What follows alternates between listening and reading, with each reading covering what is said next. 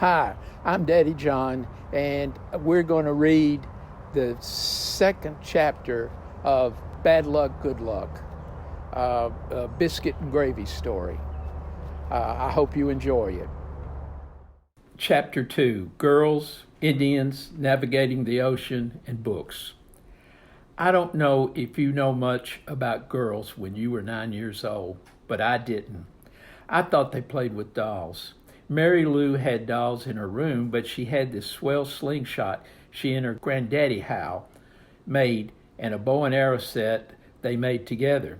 Grandpa and me made a swell slingshot and a bow and arrow set.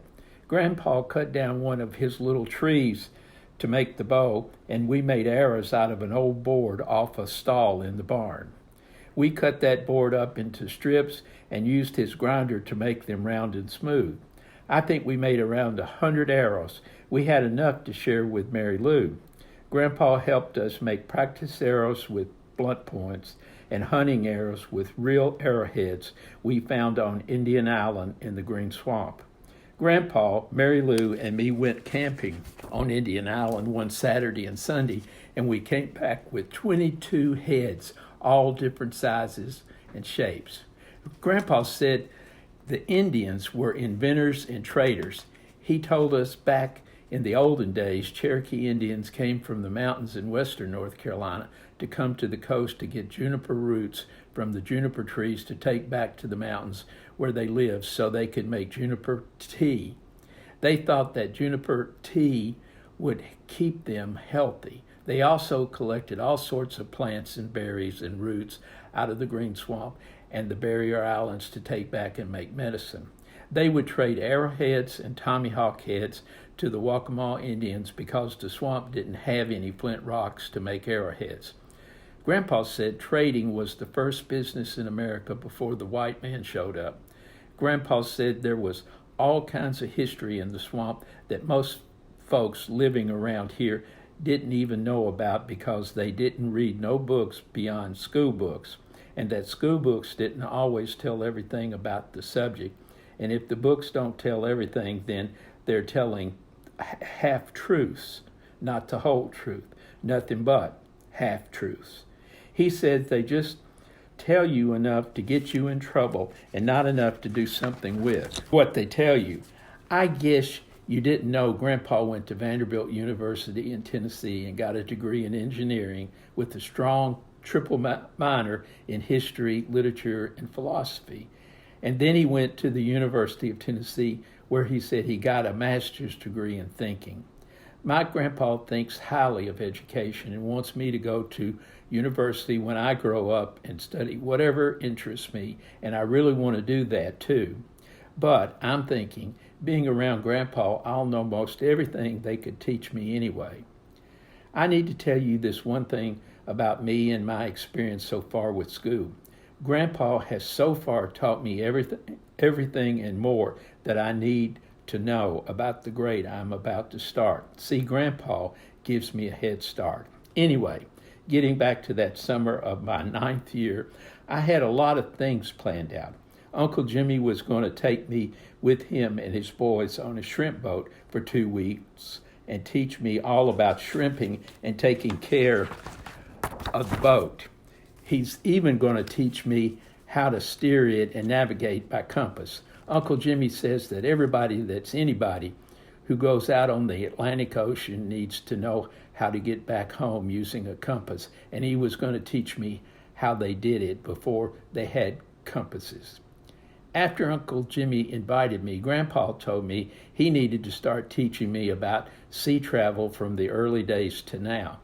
That night, Grandpa told me about some indigenous people from South America making a reed boat and sailing it to some islands in the Pacific Ocean. Or was it the other way around? I forgot. Then he told me about a modern-day man that copied those indigenous people by building his own reed boat and repeating their journey. Grandpa said that man made a lot of people change their minds about how smart people really were in the olden days.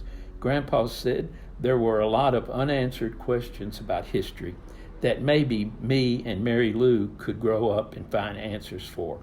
Mary Lou asked Grandpa what kind of questions, and Grandpa answered, for starters, why ancient people all over the world built pyramids. Mary Lou said she didn't understand why that was important. Grandpa said it is important because we don't know why, and maybe they visited each other, even on different continents. Grandpa said, wouldn't it be something if we found out Egyptians traveled to Mexico and Chinamen traveled to America first?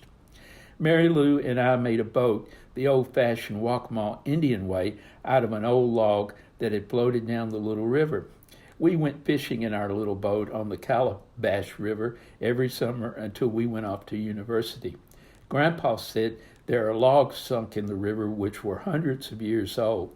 I asked him how they got in the river, and he said the first white men cut the trees down and floated them to the Sound to make lumber and put on boats to send up north and England, where folks built houses. He said some of the logs sunk before they got to the coast.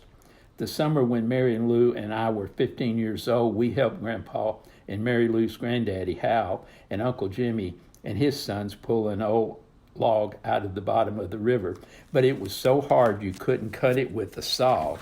And Uncle Jimmy sent off for a concrete saw. We made 3 picnic tabletops from that old log. Grandpa said those tabletops would last forever. That summer, Grandpa wanted me to start reading grown-up books, not those baby books they have at school. My first book that summer was The Battle of Britain. It was all about how boys 19 years old and older got to fly the little airplanes called Spitfires.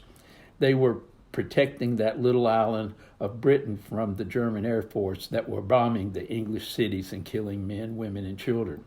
Grandpa told me there were other books that told the story of the little English children who were sent away from the cities into the country to live with strangers so they wouldn't get killed. I love my grandpa. Mary Lou started reading the Jane Austen books, and we would sit around and talk about early England. I asked Grandpa one summer afternoon why there were more books about England in his library than books about America. He laughed and said because America was such a young country and did not have the history of a people like the English people. He took us over to a section of books and told us about the people of the Mediterranean. I picked out Homer's Odyssey to read.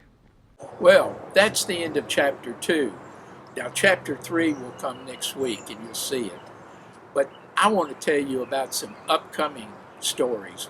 The first one is A Totally Awesome Summer, and that's about a boy, and he has a friend that he lives on a farm, and he has a girlfriend that lives on the farm next to him, and it's about their relationship with their grandparents. Both of them are living with their grandparents.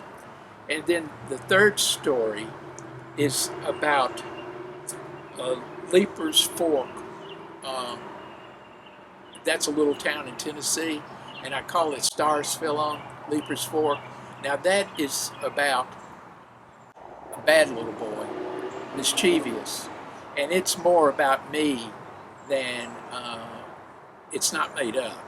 I mean, the circumstances are made up, but it's about a bad little boy, and my mother always said I was a bad little boy.